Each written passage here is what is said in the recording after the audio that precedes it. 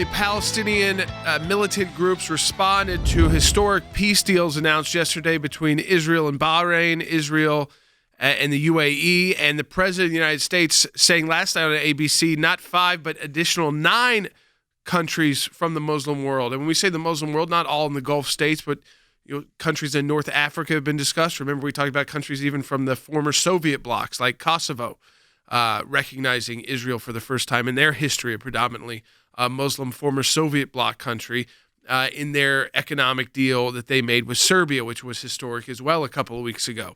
So what is the response from Palestinians? Well, 13 rockets fired at Israel. 2 people were injured in Israel. The Iron Dome intercepted 8 of those missiles. Then the IDF responded with 2 waves of airstrikes. I guarantee you a lot more damage was done on the Gaza Strip, which is typical of the Palestinians to what they do. These groups do is you launch 13 rockets at Israel. Minor damage is done. 2 people injured is not nothing, and of course that means something. But most of those rockets get intercepted, and then you get a wave of airstrikes on your people.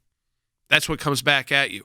And this is how the Palestinian leadership, Andy, has decided to respond to the Gulf states beginning to line up, and even more rumors but reports that Saudi Arabia is very much considering, this recognition of Israel officially and establishing formal diplomatic ties. There would be no one left to fund the Palestinians except for some Iranian money to Hamas, and even that gets complicated. Right. This is a reprehensible response to a historic peace deal that has been brokered by President Trump, and I think that's very important that we recognize that it is through the impetus and through the work that has been done by Donald Trump, the art of the dealer extraordinaire, who has put together the Israelis, the Bahrainis, and those in the United Arab Emirates, and to have as a response to that rocket attacks from the Gaza Strip into peaceful Israeli territory is a reprehensible act of cowardice on the part of the Palestinians. And the Israelis responded in kind, as they should have done to protect themselves. The IDF is there to protect. It is not an offensive force. It is a defensive force for a reason.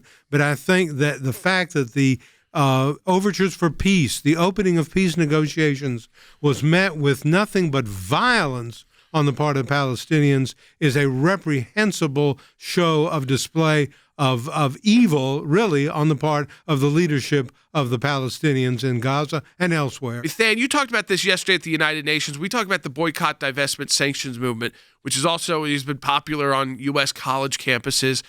Now that the countries that were funding this a lot of time, the Crown Prince that would send $1 million check to fund one of these movements, is now in a country where he's economically benefiting from a relationship with Israel.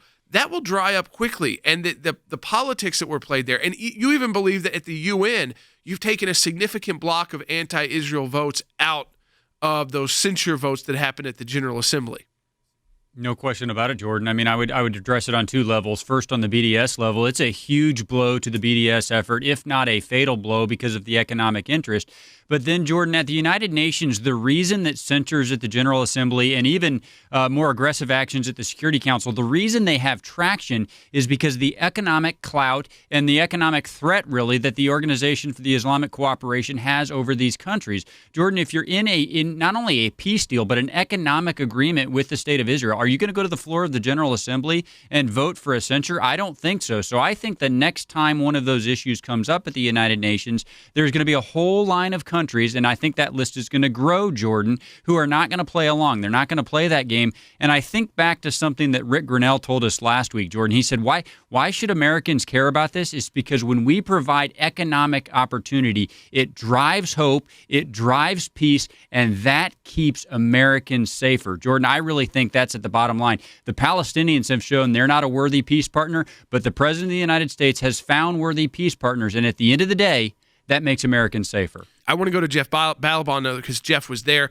Jeff, tell everybody, just kind of explain to everybody what it was like, because I'm sure you had representatives in the United States from the Jewish community, Israeli officials there, but also officials from these other countries that are usually not attending events, maybe at the UN, but certainly not in celebration of one another, from Bahrain, and the UAE, what it was like to be in that audience.